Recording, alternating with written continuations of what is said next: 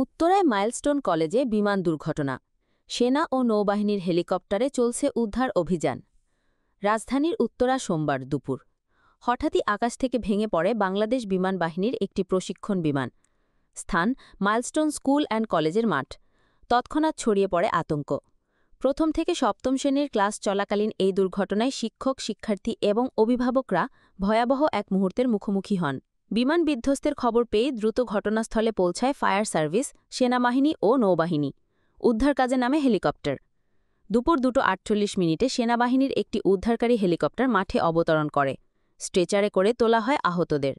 ঘটনার পর এলাকা জুড়ে নেওয়া হয় কড়া নিরাপত্তা। আইএসপিআরের পক্ষ থেকে জানানো হয়েছে, বিমানটি ছিল F-7BGI মডেলের প্রশিক্ষণ বিমান। দুপুর 1:06 উড্ডয়নের কিছুক্ষণের মধ্যেই এটি বিধ্বস্ত হয়। এ ঘটনায় এখন পর্যন্ত ১৯ জনের মৃত্যুর খবর নিশ্চিত করেছে ফায়ার সার্ভিস।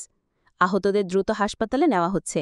তদন্ত শুরু করেছে বিমানবাহিনী ও সংশ্লিষ্ট কর্তৃপক্ষ। উত্তরায় ভয়াবহ বিমান দুর্ঘটনা, চলছে উদ্ধার তৎপরতা। নতুন তথ্য পেতে ফলো করুন আমাদের ফেসবুক পেজ ও সাবস্ক্রাইব করুন আমাদের চ্যানেল।